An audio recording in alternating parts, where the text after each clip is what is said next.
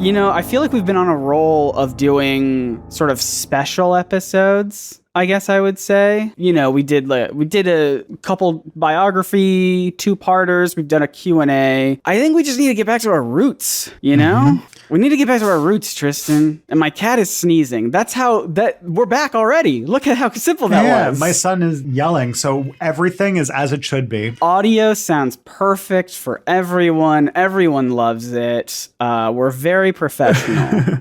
I did love that on Twitter. My wife, Kelly, who has now just started listening to the podcast, reported like, oh, I heard him in the background. I'm so sorry. And it's like, nah, it's fine. It's honestly, it's no big, to be honest, I don't even hear him that much when I'm editing. So, but I also don't use the best headphones in the world. So if our show sounds bad, hey, does our show sound bad?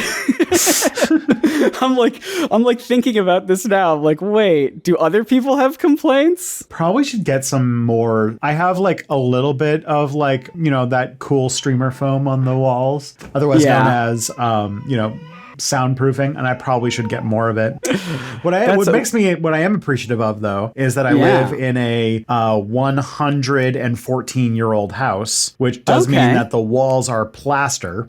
Which means it's a huge pain in the ass when you want to hang anything on the walls. Of course. It makes it very soundproof. Yeah. Are we recording a podcast right now? We might be. I mean, it's really debatable, right? Should we be? Are we even prepared to? Do we need to go to like Home Depot and set up professional recording booths? Yeah, we'll just like have a live audio recording as I grab a laptop and just be like, there's this TikTok of this guy who tries to do increasingly ridiculous things while green screening in a Zoom call, and just green screen myself in to record the podcast while I am like ordering, I'm at Home Depot buying sound. That's what we need to be doing.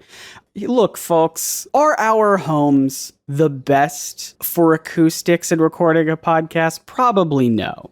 But I bet it's better than a big triangle building. The echoes in there are out of this world, like aliens. Try and record a podcast in the Luxor Casino. You can't. It's noisy as hell. You can't do it. It's impossible. Try to do it at the Bass Pro Shop. You can't do it. It doesn't work. Hey, we're trying to get this podcast started. This is our cold open. This is our cold open that we do, and some people like it. The coldest of opens. Some people like it.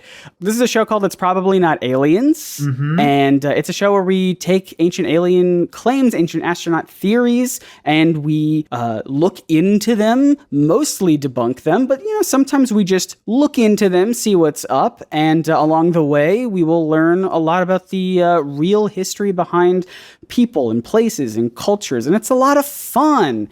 And I get to join you in that because my name is Scott and I know nothing. I'm the host of this show that doesn't know anything, and I jump right in every week, excited, eager to learn, as we all are. Yeah, in this very tried and true podcast format, the dollop, if you will, the dollop format. My name's Tristan, and I am the one who does the deep. I'm the person who's had a decades-long grudge against conspiracy theorists that has finally been able to just air all of my grievances via podcast. And somehow that results in enjoyable content. So here we are. I think so. I mean, you're getting me questioning it now. I mean, the whole start of this show is like, I don't know.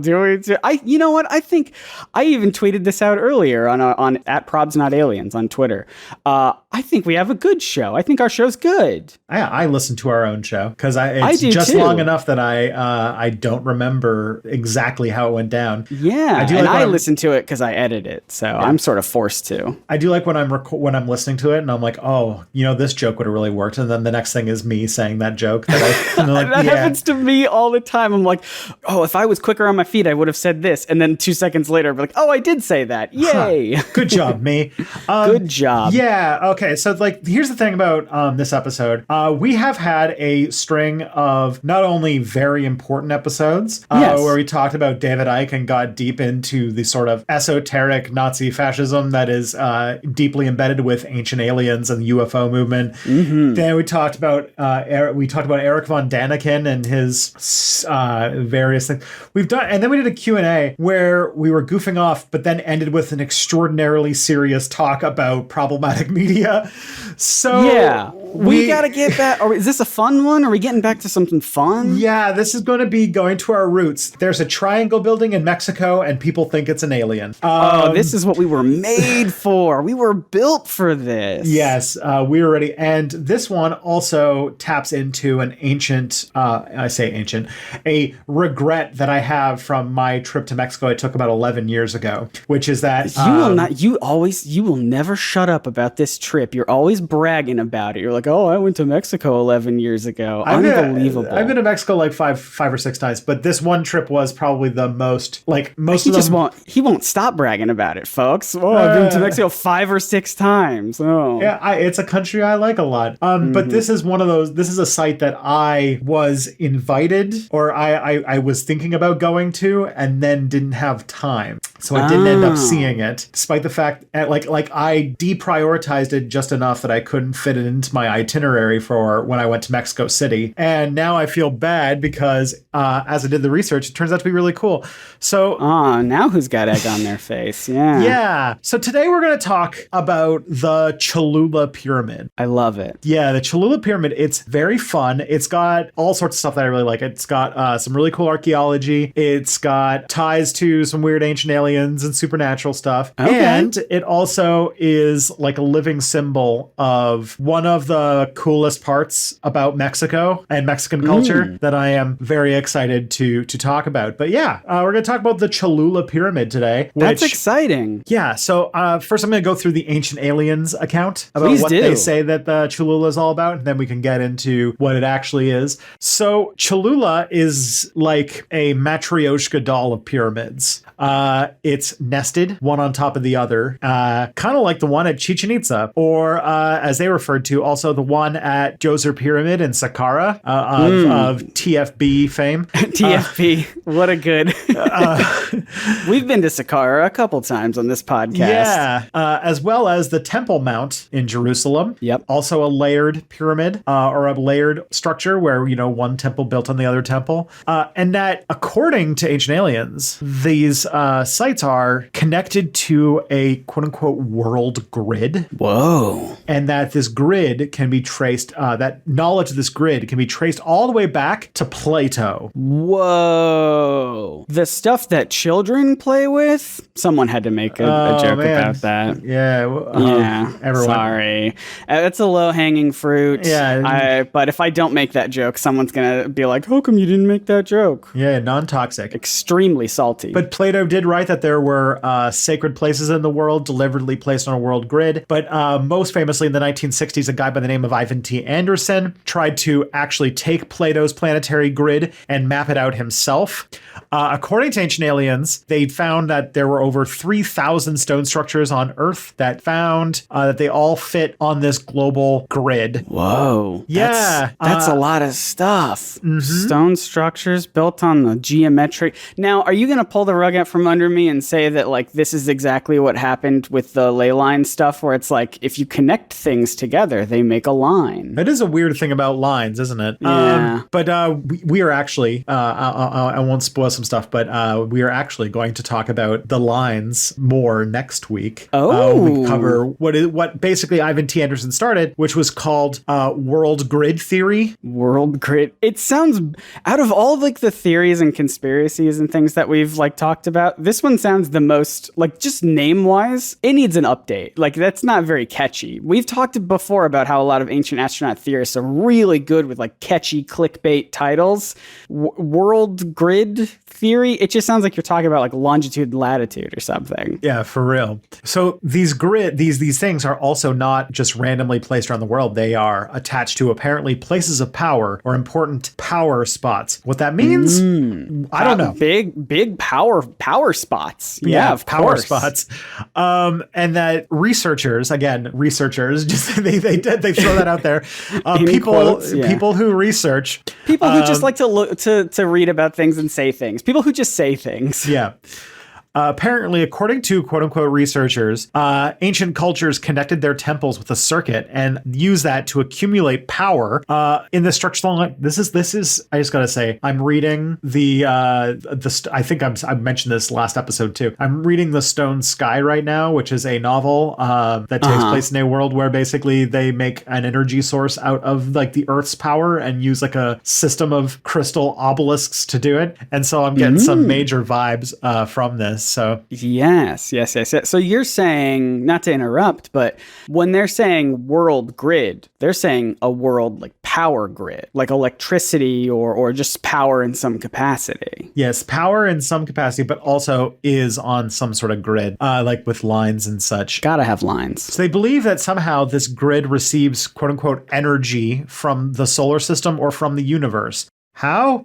Next thing. The overall design of these structures is that the globe must have been overseen by extraterrestrials because, why would you make space things? And that makes sense to me. That checks out. Mm-hmm. And so that all of the way that all these are structured on Earth, ancient people could not have figured out grids to build a power. If you could just harness energy of the universe by making a grid, I could definitely argue that maybe ancient peoples would not have been able to figure that one out since we can't figure it out today. We can't do that right now. We're trying. No.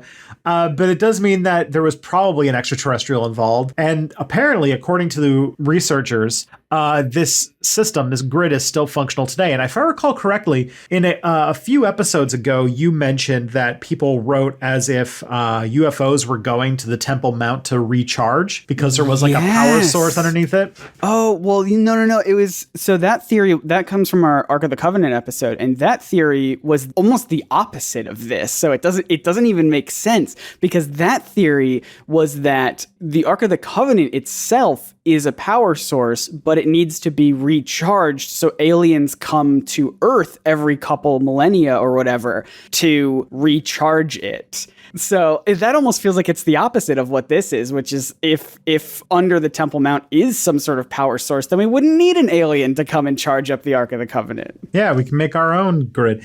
And that assumes that the Ark of the Covenant's even there.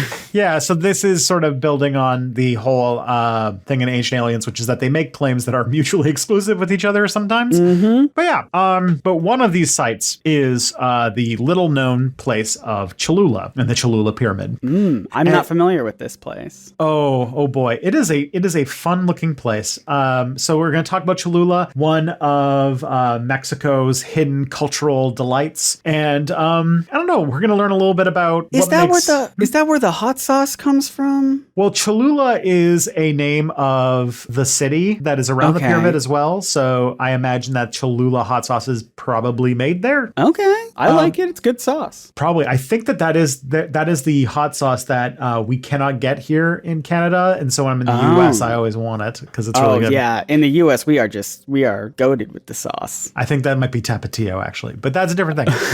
Anyways, this is called the Great Pyramid of Cholula. It's big, it's pyramidy, it's great. Its original name was, and this is going to be a little bit of me digging into, was Tlachihualtepet, which was the Nahuatl word for made by hand mountain. Okay, that's good. Made by hand mountain. I can pronounce that one. Mm-hmm. So it's actually, instead of being like a singular pyramid, it's more of a complex, and it's located in the city of Cholula, which is in the state of Puebla in the United States of Mexico. Okay. Cholula, the name itself, actually has its origin in the same name as earlier, which is Nahuatl, which is sort of the indigenous language of central Mexico. Gotcha. And it originally comes from the Nahuatl word Chololan, which means place of refuge. You might know Nahuatl because they have made a lot of their words and names for things are things that we have implemented into our own language, like words like tomato and chipotle. I've heard of these. And cacahuate, which is sort of the Spanish word for peanut. Can I tell you, I had a friend in college who was insistent in an unironic way, not trolling at all, insistent that Chipotle actually was Chipolte, like as if you swapped the L and the T around. Insistent that it was pronounced Chipolte. If you read enough Nahuatl, you'll know that TL sound is very big in their language. Doesn't that just drive you wild? Oh, yeah, I am all for, as long as language is fluid, and as long as we understand what each other are trying to say, blah, blah, blah. I get it, right?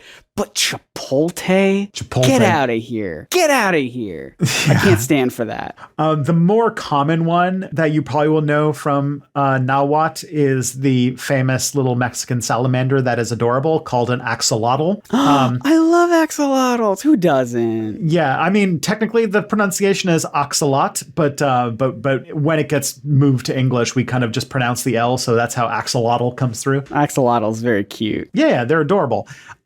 So yeah, like Nahuatl is like a really cool language that has a lot of it is the big language of like the Aztec Empire and stuff like that. Absolutely. Thank you for axolotls. Yeah. Cholula is the largest pyramid. Actually, it's just the largest archaeological site that contains a pyramid in the New World. Really?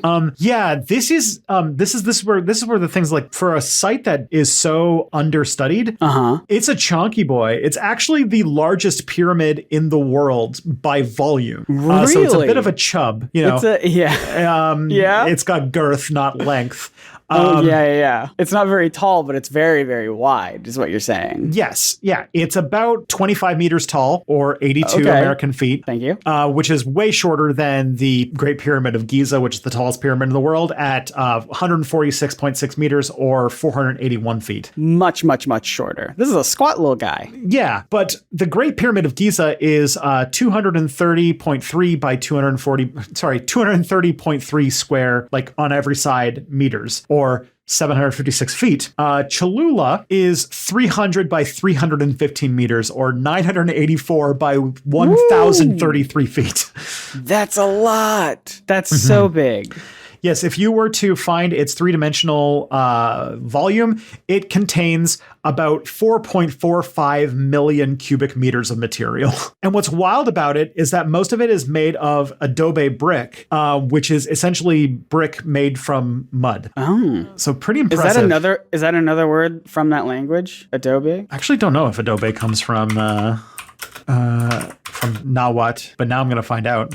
Let's find out. No, it comes from Spanish. It comes from the word adobar, which means to plaster. Right, which fine. Actually, very funny because, like in a lot of ways with Spanish, with a lot of surprising amount of words in Spanish, adobe comes from adobar, which is the verb to plaster. But the word itself actually comes from Arabic, which is the word attub, which means to basically bricks. The bricks. Oh. That's fun. Yeah. Language is fun. Spanish and Arabic, very, very, languages that spend a lot of time with each other and such. Anyways, back to this pyramid. So you're probably wondering, oh man, how build big pyramid? How is triangle so chunky? How big is chunky pyramid? How make squat triangle? How make squat triangle? So the thing about it, and this is super cool, and this sort of explains all of these like layered Matryoshka doll style pyramids, which is that they were built basically on top of each other. This sort of complex was built in a 4-stage process that began sometime around the 3rd century BCE, and probably stopped construction around the 9th century AD. Oh, wow. So that's from a long time. Yeah, a long period of time. Long time. And it's not like it was all one project. Basically, what they've done when they sort of have dug into the pyramid, which sort of actually just looks from the outside like a hill, they found that there are over 6 different constructs inside the pyramid. So basically 6 times over the years, the people who lived there built their pyramids like on top of the older one. Oh, I see. Yeah, it just occurred to me to Google a picture of it so I can actually see what we're looking at. Oh, this thing's cool. This is actually it's kind of not what I was expecting. But I see the different I see at least some what looks to be like kind of layers. Yeah, like an onion or an ogre, it has layers. Exactly. And they can tell that there are different levels of construction because as they like dig around it, they can find things like various types of skeletons and offerings and different types of ceramics that show that this was probably a site of some sort of reverence, some sort of religious site. And that's basically what they've come to the conclusion that it was in pre-Hispanic times. It was probably an important religious mythical area, and that over a period of 1,000 years, they just did different types of construction and phases that built it up until it was this big chunky boy that it is today. Yeah. Whoa, this is cool. I found an image. I'll have to save this so that I can tweet it out. But there's like images of like cross section, like people have mocked up cross sections to see all the different layers inside. Yeah, this thing's really cool. Yeah.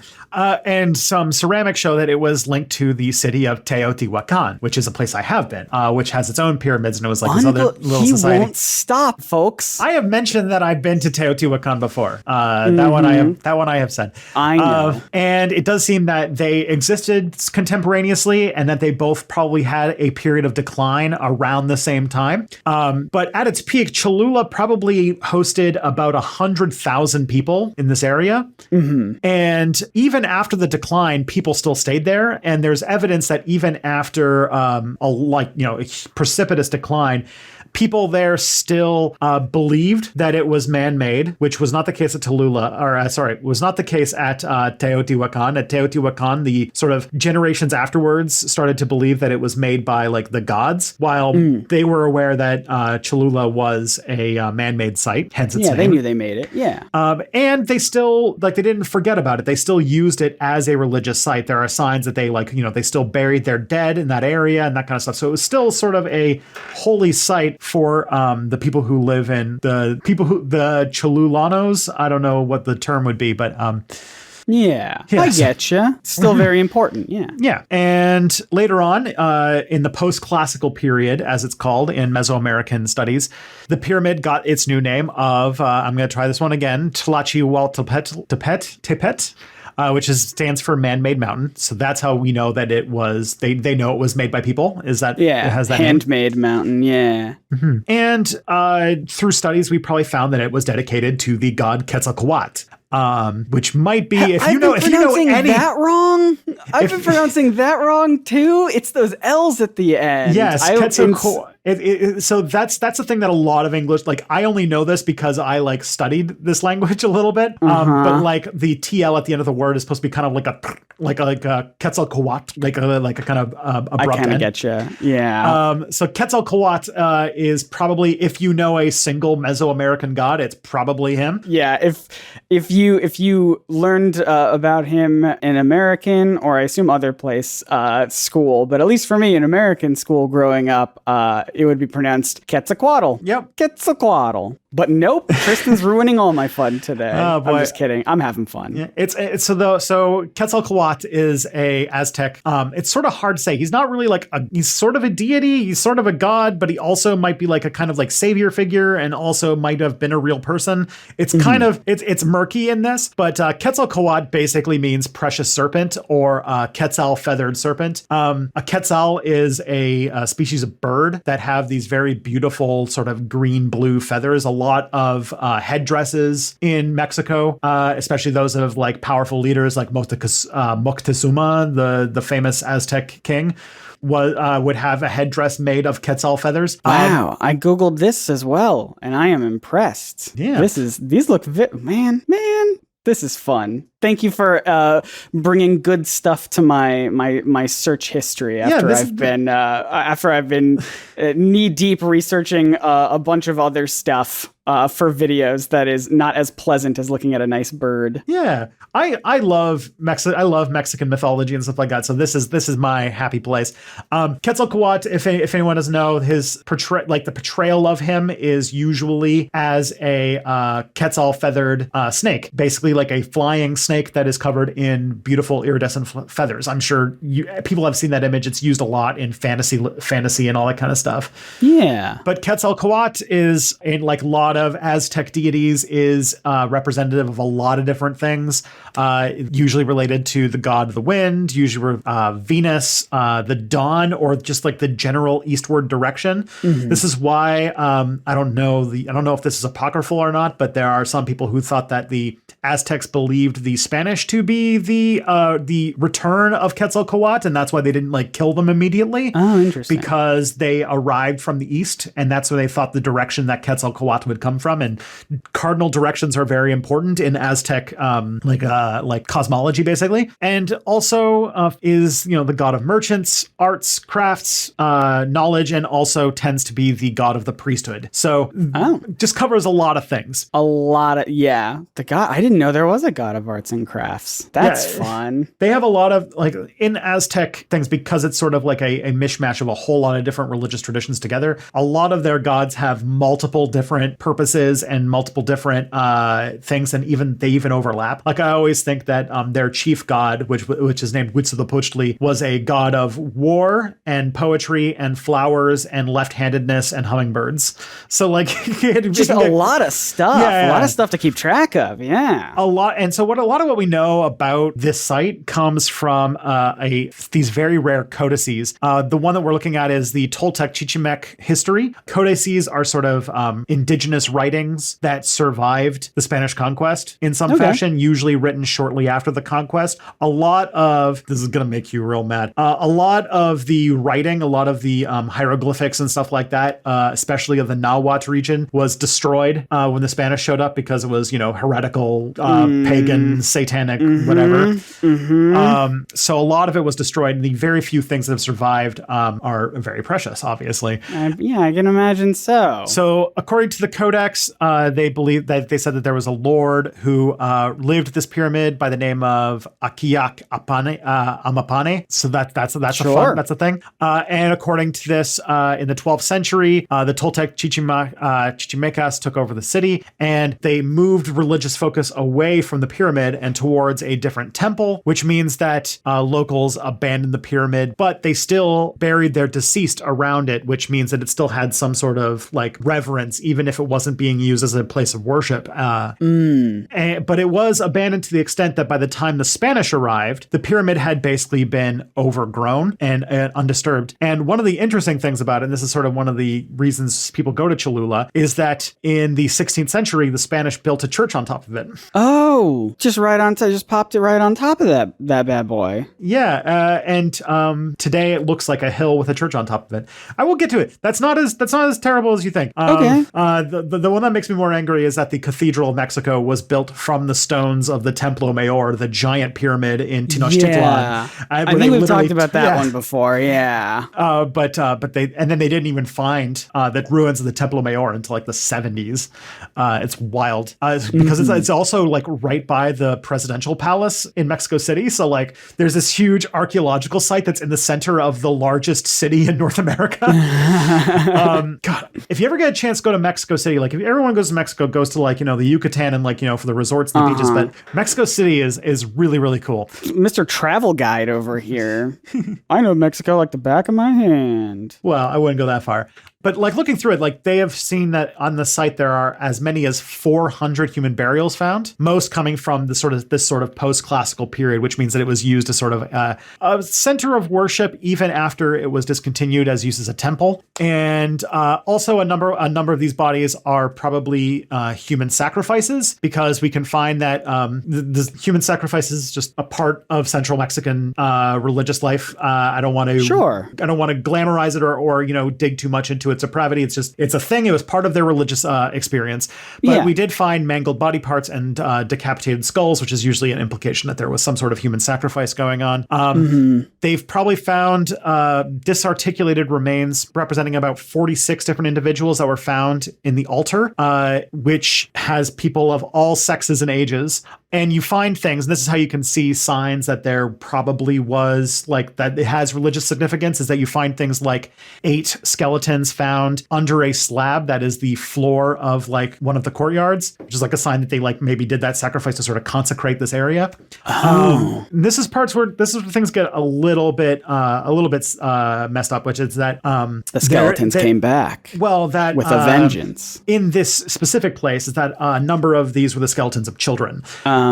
that were put in their bodies were then put in ceramic pots. And that is because in sort of Nahuatl religious life, children are believed to be the messengers of a god by the name of Tlaloc, who has servants called Tlaloque, who are sort of like these small water sprite type things that children are then associated with. And unfortunately, Tlaloc also happens to be the god of rain, which means that sacrifices to Tlaloc typically happen when there are times of drought, and central Mexico is a fairly arid region. So the sacrificing of young children in times of like drought was not unheard of. Not great. No, it's also, keep in mind that we are dealing with a very different culture and religious worldview that existed hundreds of years ago. So you have to sort of see things with at least some perspective. Yeah, we can't just look upon it with our own modern eyes and just be like, stop it. Yeah. Stop it. No. Bad. Mm-hmm. You know, we weren't there. We don't know. Very different time, very different place. And there's sort of like a good way to say is that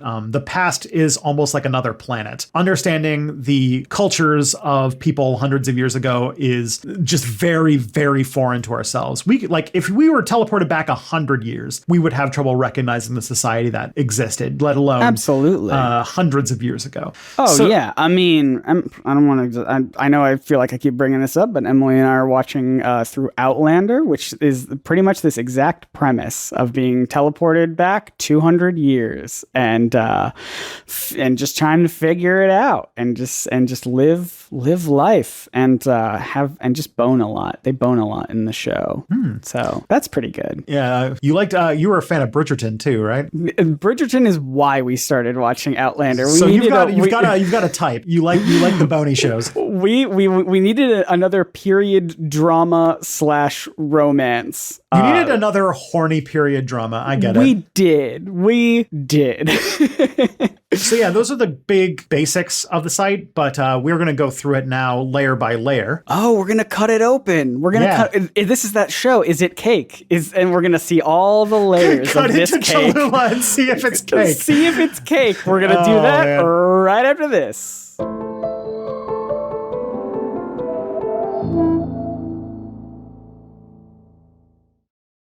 All right, let's taste this tasty cake. Also, I don't know if you can tell, we made a joke at the beginning about how our audio might not be the best. I live in an apartment, and my neighbor throughout this whole episode has been blasting some like ambient. I can hear it. I feel like I'm like I was wondering. I'm like, are you in a spa? Like it feels like you're in a spa. It's like spa music. I hope I can cut it out. I can't get. He is the loudest neighbor on the planet, and he has respect for other people's auditory space, especially me, a guy with a podcast. How dare he? Oh boy. Did you watch Is It Cake on Netflix? I've not seen Is It Cake. It feels like a show. It feels like a show that's a parody of what shows are. You know what I mean? I haven't watched it, but I apparently, or I do know this, that somebody who one of my former coworkers is one of the bakers on that show, so I got like a bit of a connection there. Oh, that's fun. So if you watch the show and you liked April and I used to work together at one point. Oh, that's awesome. Yeah. Now I feel like I have to watch it. I bet it's very fun. And April's very cool. So if you are backing anybody. Yeah. I mean, now I'll only watch it for April. So yeah. Let's cut into this pyramid. So the oldest one is called Building. So there's the archaeology name, which is Building A.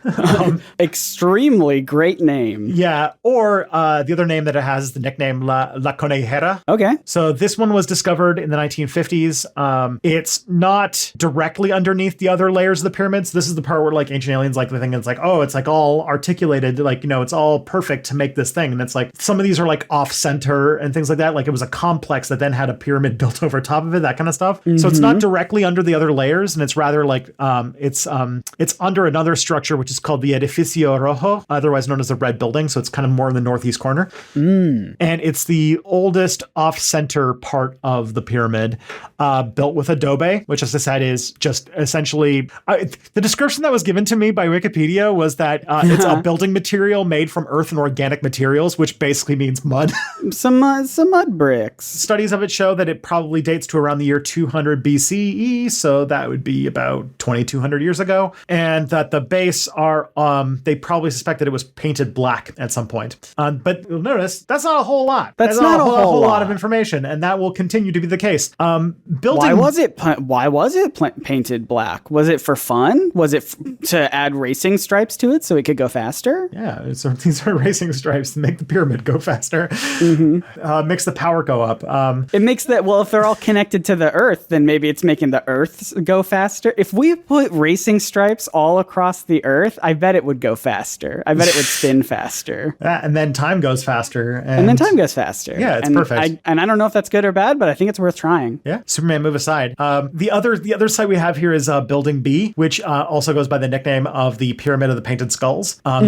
This one is a few meters from La Conejera, and it essentially is like when they built this, when they built this and expanded upon it, they basically just built it on top of La Conejera and the Edificio Rojo.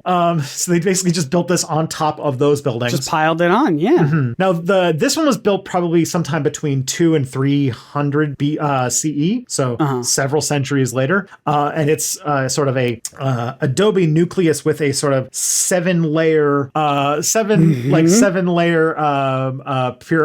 of pyramid thing, because like how you can say cake. You can say cake. 7-layer dip of pyramid. Like, I don't know if you know how Mexican pyramids look, but they kind of go up and then they kind of come in and they go up and come in. Gotcha. So, yeah, it's not the straight diagonal of like Egypt pyramids. Exactly. Yeah. The outside is finished with adobe, as in rocks. Probably also use lime to smooth it over with like dirt and lime so that it could be like nice and white so that they could paint on it. Oh. And the highest part of it seems to have some skulls painted on it, which gives it its name, the pyramid of the pyramid of the painted skulls.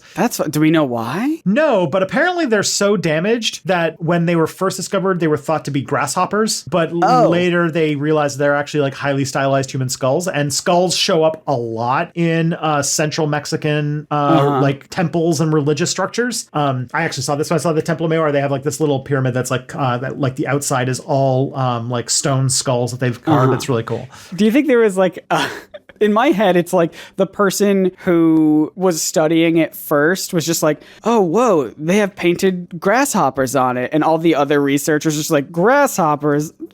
That's so boring. That's so childish. You got grasshoppers? And it's like, what I meant to say was they're skulls, actually. They're like, they're cool. They're cool and they're badass skulls on this one. So actually, you're the fool.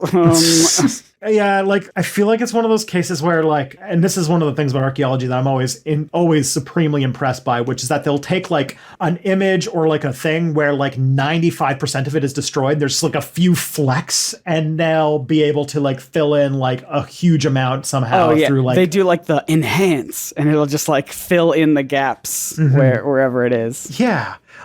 So this place apparently looked pretty wild, because the skulls were apparently painted red and yellow, and then they were like on this like kind of black background, all facing forward on the temple, and then had these like arrow-shaped markers above them to indicate that there's just like a sort of direction. So like pointing east and pointing west, and that then the different sides of the pyramid were all colored different colors. Like one side was red, one side was green, one side was ochre, which like again shows like probably the importance of the cardinal directions and all sorts of like just the image of it shows like it's like a really colorful structure.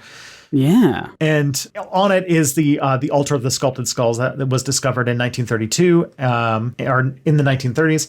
And so, yeah, like it's pretty cool. It's a pretty cool object. It sounds cool. Yeah. And also in there, we have found the remains of a man and a woman. And that's very interesting, because what it had was a female skeleton was found there that had stuff like camals, bone needles, spindles, and pots. And a male skeleton that had stuff that were designed for things like ritual vessels and like a vase and obsidian arrowheads, a musical instrument called a Omeshikowatsli, which is like nailed it. Yeah, which basically implies this was probably some sort of like famous warrior. It also had the jawbone of a Cholitskul. Oh my god. Okay.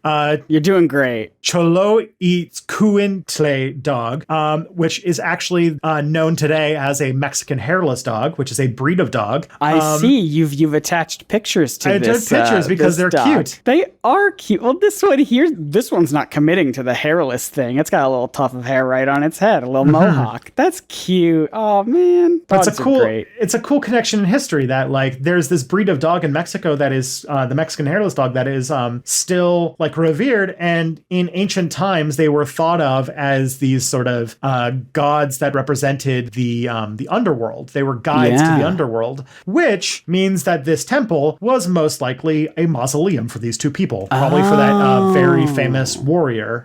That's cool. That makes sense. That's how archaeologists figure stuff out. That's awesome. The next one we got here is Building C, otherwise known as the Pyramid of the Nine Stories. Oh. And it was built over top of Pyramid of Building B. Keep it on going. Keep layering it on. Let's do it. So it was built probably sometime in the 4th or 5th century CE, and it is bigger in volume than the Pyramid of the Moon of Teotihuacan, which is the smaller of the two big pyramids at Teotihuacan. Wow. I read that script wrong briefly, and I thought you were going to say it's bigger in volume than the moon. Just the moon, not the pyramid of the moon, just the moon that Earth has. And that would have really impressed me that I had not really heard of this thing. Oh boy. The moon is about the size of Africa. So yeah. Yeah. If we found a structure that was the size of Africa, like a man-made structure, that'd be, I feel like I would have heard about it. Yeah, so Teotihuacan, the two pyramids are called the Pyramid of the Moon and the Pyramid of the Sun. Just the whole thing. But yeah, it was actually a radial pyramid, which means it had stairways on all four sides, and it also was very colorful. And then at some point, it was abandoned or at least buried over top of with nothing else, and that sort of collapsed in on it. Okay, sorry. Oh. What happened was that there looks like there probably is something that was built over top, but it collapsed because it was the last thing there when everything was abandoned. So it kind of just looks like a hill, and we don't really have a whole lot from that one. Oh, okay. On the south side, though, there is Building D, which apparently also has on three sides of it black paint, with one side being orange, and have these murals on them, but these murals on them that have don't have figures, but they have something. They have like black cornices. I'm not exactly sure what those are, but but like a lot, like I said, there's like a lot of like cool art and all that kind of stuff going on. Just like some ornamental molding around the room. Okay. Yeah, and again, the interior was painted all sorts of wacky colors. And wacky to you, you just don't see the artist's vision. But what's interesting about this one is that as it was built over, they sort of filled it with all sorts of stuff. And essentially at the moment, for a little while anyway, they thought that it was going to collapse because they had built so much stuff over top of it. Can I guess the next building's name? Sure. So we've done A, B, C, and D. I have to imagine the next building is Building E. That's correct. It's Building I. Oh man, what?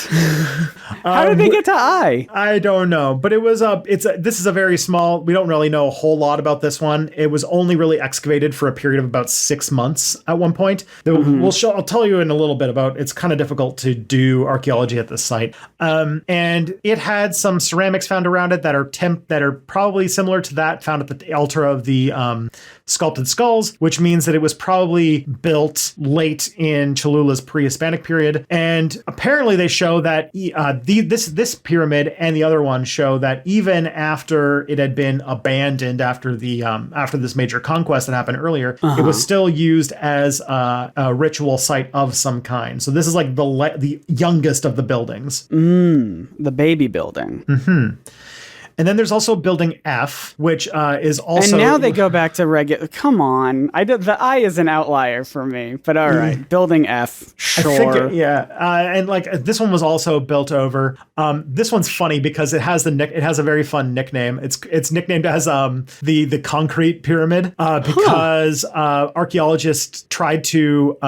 this one was one of the later ones built probably between the 6th and 8th century. But one of the things that archaeologists try to do with it is reconstruct the site using cement. Okay. Apparently, the reconstruction's criticized for not being very historically accurate. No, I would imagine so. It sounds like it's just being held together by just concrete. Which, like, I don't know. There's some like very like wonderful Mexican spirit in that, and the fact that it has the nickname of the Tolteca Pyramid, which is a brand of concrete.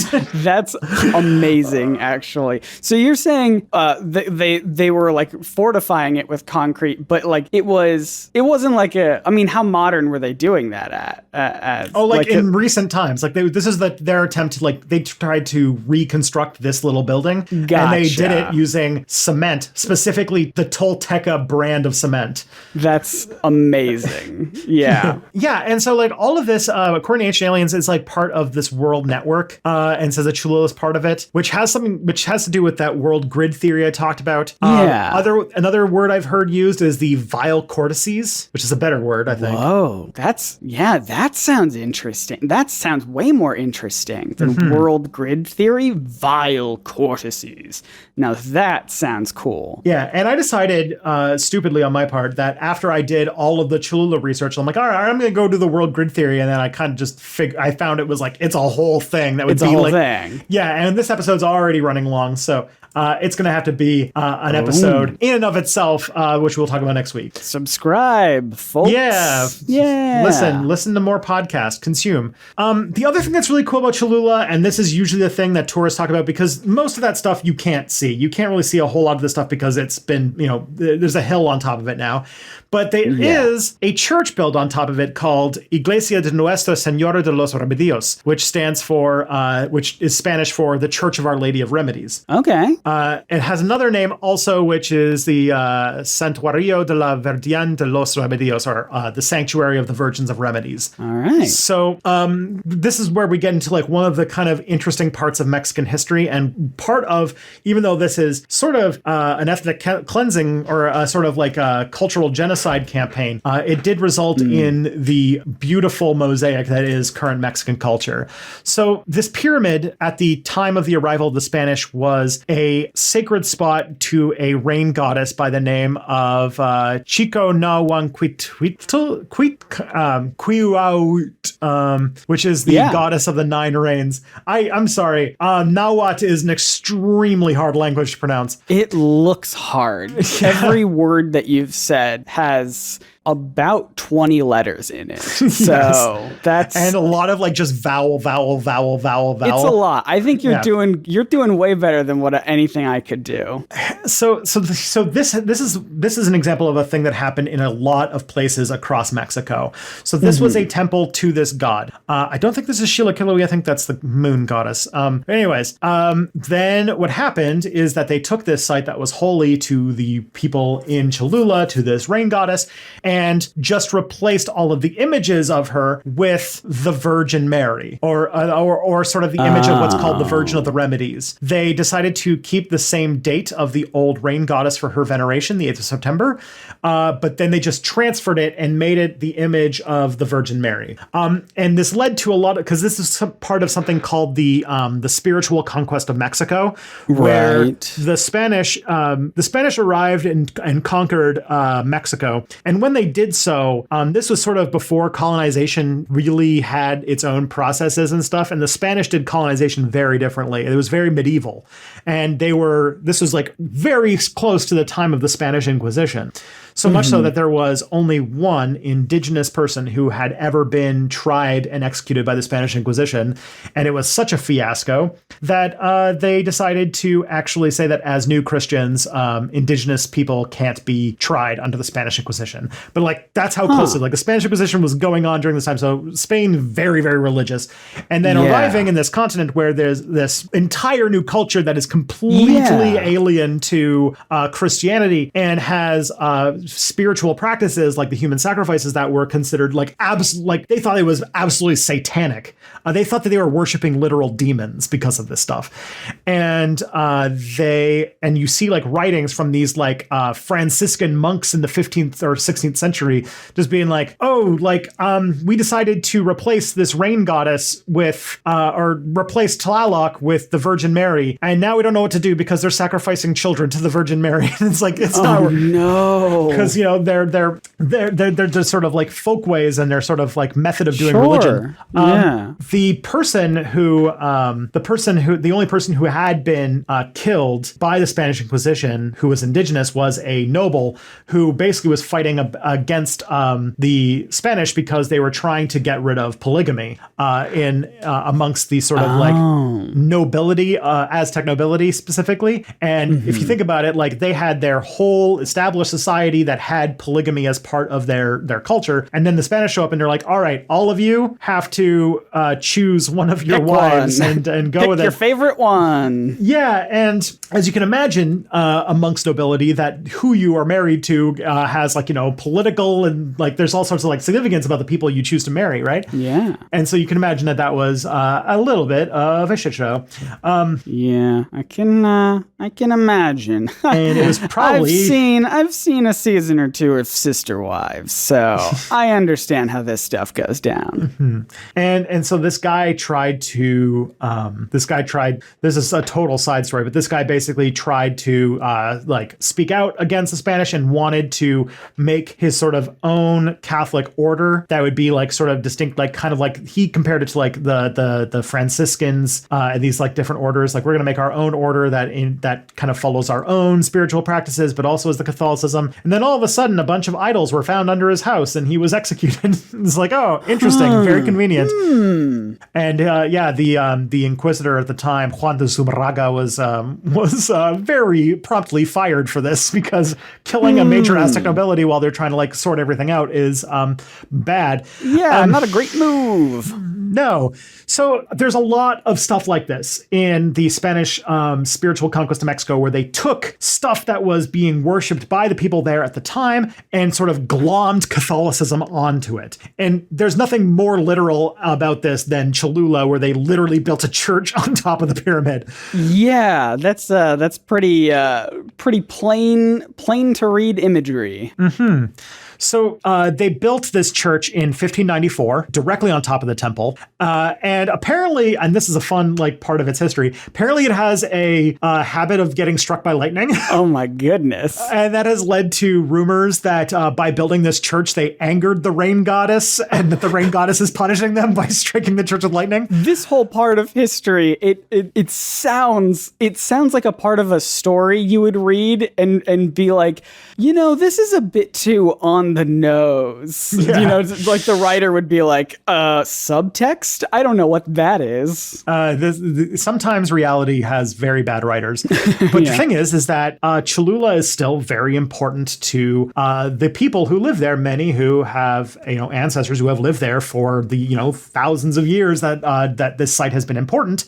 And now that many of them are Catholic, it has become an important holy site to them still. And it's also a major tourist attraction and a source of pilgrimage, which is sort of a religious travel. And a lot of Catholics come to Cholula to sort of like as the place of remedies. So you go there to try and heal your wound, heal your illnesses and stuff like that. Sure. And also Cholula is a very holy Catholic site.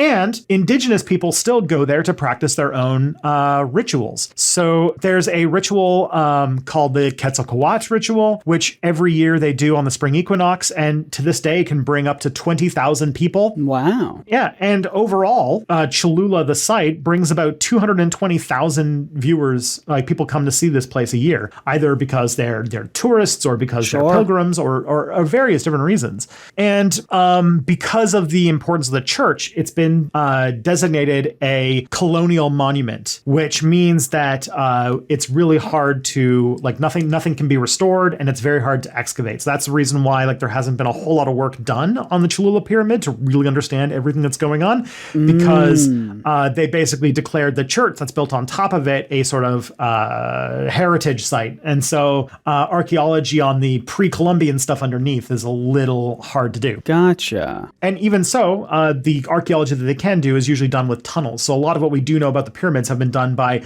the 8 kilometers of tunnels that have been excavated underneath. Tunnels. Now that's the way to go. Oh, we can't get in through normal means?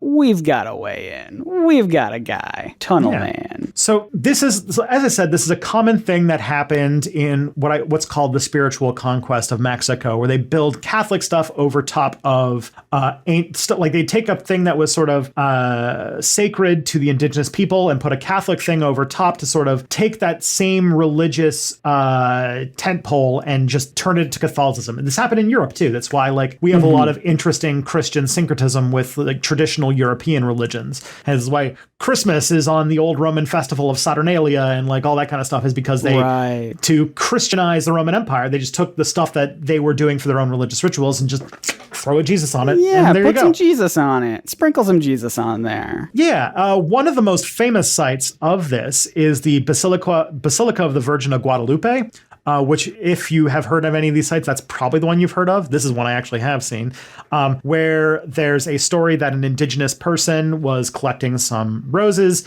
in his poncho, and then his poncho folded open, and this image of the Virgin Mary showed up. And this was sort of interpreted by people at the time that this was the Virgin Mary giving her blessing to the indigenous peoples of Mexico. And now the Basilica of Guadalupe, that's built around this holy relic, that poncho, is a huge religious site, and it was built on top of an old Nahuatl, like, religious site as well. And you can even see it, like, when you go there, you can even see, like, statues of Quetzalcoatl in this Catholic basilica. Is the poncho still there? Yeah. You can see they keep the poncho in, like, this frame. It's like that's awesome. Yeah. Protestants don't know. Catholics are super into, like, relics, and so if you want to have a good Catholic site, you got to have the bones of a saint or something like that. And theirs is this poncho that they believe miraculously had the image of the Virgin Mary on it. That's cool. Yeah, and it's one of the holiest sites in Catholicism. Like, dang. Yeah. So the Virgin Remedies is the patron of the city of Cholula, and they have 2 major festivals related to not only the church but also the pyramid. On the 8th of September, they come and honor the image, and on the 7th, on the night, people come and spend the night with small lanterns so they can greet the image on the 8th. And the other ceremony they have is called the Bajada, which is when the image comes down the pyramid to visit neighborhoods in the city for 2 weeks in May and June.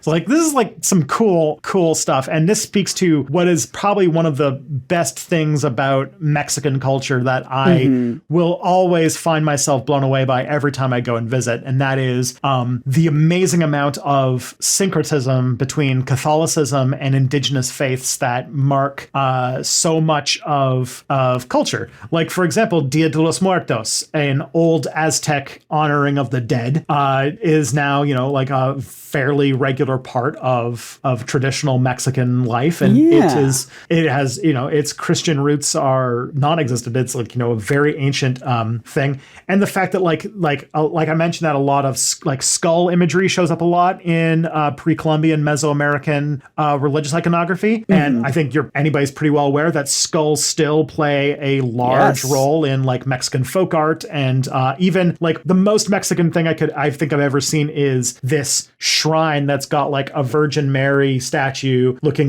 kind of Virgin Mary like, and then has, like, a bottle of Coca-Cola and a bunch of candles and, like, a skull that's, like, encrusted with gems. And it's like, this is the most Mexican thing I can ever see. It's one of the most beautiful things I've laid my eyes upon.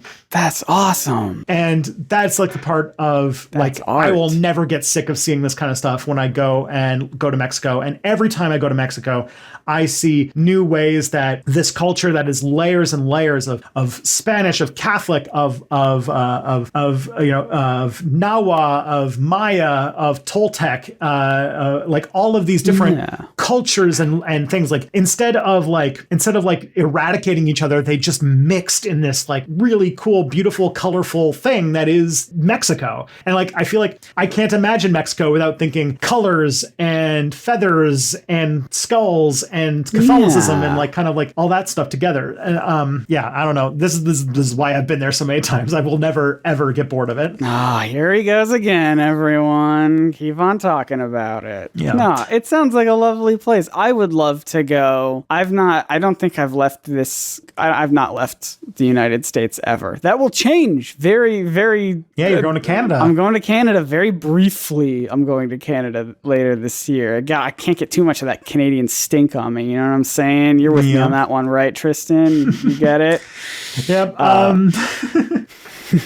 I mean, I've got all sorts of stink on me these days. Today. Oh man, it was yesterday. I was outdoors. My wife and I decided to go vote because there's an election here in Ontario soon. Yeah. And we went to go to Starbucks, a little family outing. And I realized part way that I'm like, oh, I have like a mustard stain on my shirt. And I'm like, nope, that's poop. Okay. Oh. Yeah. That's what I'm trying to avoid. No, thank you. Yeah. But yeah, just a little addendum of some museum politics that have to do with Cholula, which is that it's all good stuff, right? All good stuff you're about to tell me? The first study of Cholula was done by a guy by the name of Adolphe Bandelier, who was an American who was born in Switzerland, who, as part of the study, unearthed several graves that he then took the skulls of and returned to the United States. And some of those skulls are in U.S. museums right now. Just took them just got some, put them in his carry-on, and he went back to the States. Oh, excellent. Yeah. And also, despite the fact that it's a very, very significant site, Cholula is actually a rather, this is sort of an alien of the gaps because we actually haven't done a whole lot of work on Cholula because of the sort of, when you deal with a heritage site like the church, there's a whole lot of regulatory limits on what you can do on the site when it comes to excavation and study. And so there's still a lot of mysteries underneath that pyramid or underneath that hill that we just don't know because it's all in there. Gotta dig more tunnels. Yeah, so if we find a mysterious power plant, sweet. Yeah. But something makes me think that when we get to world grid theory next week, we will find some different answers as to what that could be. Oh, well, I'm excited. Stay tuned, everyone. I know that I will be staying tuned. Whenever we're not recording this podcast, I just sit in the same spot in front of my microphone waiting for Tristan to show up again. So that's what I'm going to be doing the whole week. This Zoom call has been going on for over a year. It must cost you a fortune. Yeah, well, that's my trick, right? They charge you per how many Zoom calls you can make, and if you just do the one, then joke's on them. Yeah, I'm a regular old scammer. But that's a Cholula Pyramid, a really cool part that is emblematic. I feel like there's nothing more perfect to describe the strange beauty of Mexican culture than the fact that it's a ancient pyramid with a church built on top of it. Yeah, it's very interesting. Thank you for shedding light on this. You do this often where you will talk about places that I've not really even heard of, and now I suddenly have like a massive appreciation. And hopefully that's what kind of our show is, right? I mean, hopefully that's it. And if you like it, then hey, stay subscribed to this podcast. Get subscribed if you're not already, and follow us at Probs Not Aliens on Twitter. We post updates, and people just also send us really nice things like fan art and just other jokes and good stuff. So thank you for doing that. And we also, Tristan, this is the first I'm hearing of this. You do something outside of this podcast? You have another thing that you do? I try to. I run a YouTube channel called Step Back where I talk about, I'm trying to focus on America, sort of stuff going on in America, and specifically about how modern events and history interact and why the past is important. Scott, I think that while you are waiting for me to show up, you occasionally also produce content from your content glands? Just sort of in the background. I mean, jokes aside, I think you and I got to give ourselves more credit. We've been doing this podcast pretty regularly, even though our video content is less regular.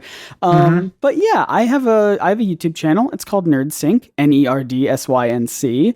I make video essays about comics and cartoons and superheroes and movies and other things that I'm interested in pop culture. And I use those things to talk about real world history, philosophy, culture, and art, all these really interesting things. And basically trying to trick you into learning, you fool. And that's what I do. And if you like this show that you're listening to, it helps us out so much when you leave good reviews, like people do on Apple Podcasts. So thank you so much for everyone for doing that. I think we're almost at 150 reviews. If we can get to like 200, that would be pretty cool, I think. And then other than that, the best way to spread the show around is what, Tristan? Telling your friends, because podcasts don't have a recommendation algorithm. So, or actually, I think I got my dad to listen to this podcast because I put it on YouTube. So it's on YouTube. But the podcast tell is your on friends, YouTube. Word of mouth. I got my dad to listen to this podcast. So get there your you go. dads to listen to tell me every dad must listen to this podcast. Every dad must listen to this podcast. Tweet at us if you've gotten your dad to or tweet us if you are a dad and you have listened to this podcast. To be fair, this is a very dad-friendly podcast. History Channel, aliens, history. Yeah, this is extremely dad-friendly content. I talked about Outlander earlier, where people bone in it. So if you're like, if that's sort of what dad vibe you're going for, like I get it. I'm there. I'm not a dad though, but like, yeah, we have all the hits. We have all the dad hits. We've got them all. And you can always just spread the show around by sharing the link, probsnotaliens.com. It's got all the links to everywhere where you can find this show. So just throw that at people, and so your dads specifically, or other dads. They don't have to be your dads. Just find a dad. Dads of all genders and dads of all genders, ages, anything. Find a dad. Tell them about this podcast. Find a dad and give them this podcast. That's your June is coming up, and Father's Day is in June. So that's your mission: is find a dad and get them to listen to the podcast. But yeah, we're going to talk about world grid theory next week. But until then, Scott, the truth is out there. Possiblemente. Oh, that was fucked up. Probablemente.